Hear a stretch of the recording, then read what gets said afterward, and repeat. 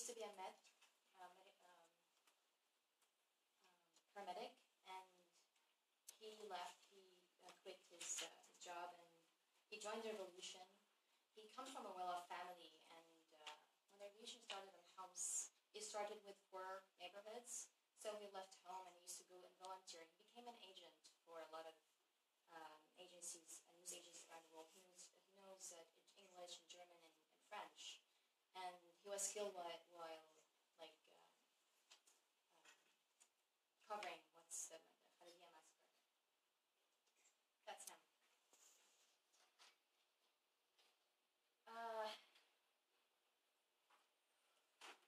Yeah, I like this graffiti.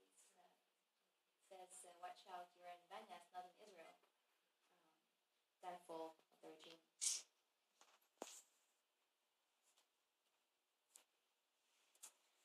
So I think it's a lot of people know how the revolution started, but maybe not how it, on the ground how it was.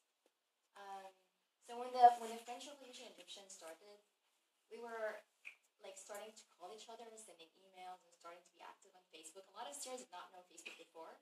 They actually used it during the revolutions to like follow news and to connect and network, because you cannot use phones and actually say, like, for example, oh, let's meet you and talk about this and that.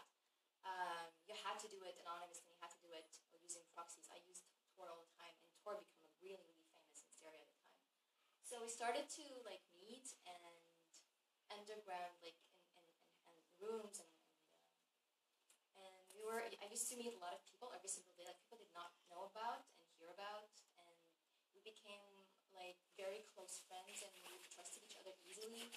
And we started to think about how to actually organize a protest. That something in itself, we did not imagine that it would happen.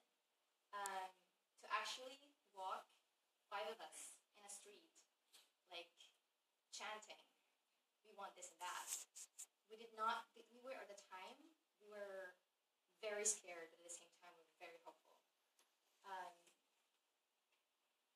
But depressed, we got depressed because it took a lot of time till the revolution broke out, and it did not break out through online campaigns or calls like it did in Egypt, for example. It only started when the people, because they were like very triggered to go out, and that's when I really called it not. I don't want to say that it started in 18 March when the Dara children were tortured. I want to say it was triggered because really at the time we were just want anything so that we can go out and just be on the streets, and that's what happened. But it did not start with like the downfall of the regime. It started with we want reforms, we have demands, and it was interesting because at the time, like the first 2 or 3 months, every city has its own demands. Like they have their own problems, and they have their own security forces, or they have their own like officials that they're bothering them. So they would have a statement and a video. Oh, we want this and that. We don't want this guy. We want this guy, and we have this problem. They had this demands the first 3 months, and afterwards, when the killings started to get increased and more, and they're starting to be besieged, and there's starting to be raids, and the violence getting harder and harder, people started to call for down for the regime. So the progress, it started not like linear. It was not that it was one demand over across the country. It's interesting that you find it very local. It has to do with people's needs and people's problems, very, very simple and local problems.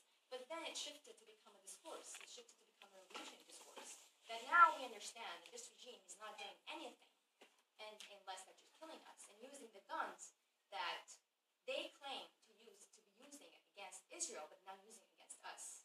So that was the beginning of. For me, it was the beginning of a people now uniting and be together for the first time, which was a very hard thing to do. The regime was very smart. himself as a savior of minorities, savior of Palestine, savior of resistance, whatever. And unfortunately, a lot of people buy that till now. But this revolution, I mean, I always like to say that the first time I got detained is because I trusted this guy from Daraa. And to me, like, every Daraa person was, like, sacred because the revolution started from Daraa. And that's how it was. It was that we trusted each other very much, and the regime was trying to do the opposite, trying to divide us, trying to treat us as Sunni and whatever, Kurds and Arabs. And even they used the racism discourse first, and I'm not sure if you remember. Buthaina Shaban went, I think on April or May 2011, when the revolution, when the protest started in Latakia, she accused Palestinians and Jordanians of causing riots in Latakia, not Syrians. And that's how the Ramel camp in Latakia was bombed. And now it's empty.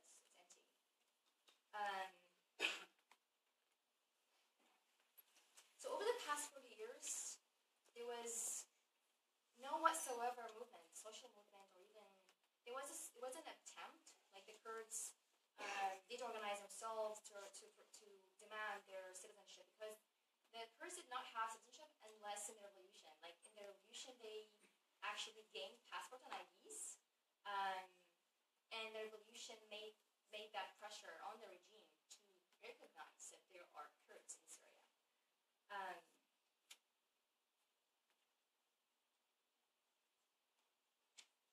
So today, I think what we're witnessing in Syria is that for the past 40 years, the regime was the only one to go and to speak and to be present about Syria. Like, whenever you think about Syria, you think about Asad al-Hafiz. Now it's the first time in 40 years that people, when they think about Syria, they see people, they see slogans, they see faces. And unfortunately, maybe they see faces of martyrs and faces of detainees and faces. I mean, that's a price that many of us believe that we should pay. But that's the most beautiful thing about this revolution, is that the revolution made people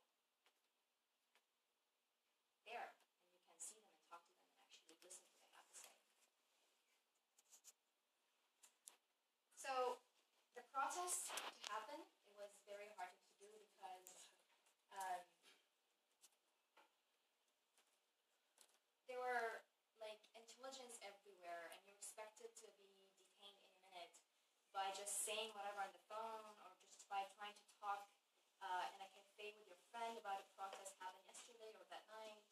So people, they formed in other forms of resisting the regime, which is, for example, Sabah Bahrat Square in Damascus, central Damascus. It's actually the square that a lot of pro-regimers would gather and chant for Assad, and it was filled with red ink,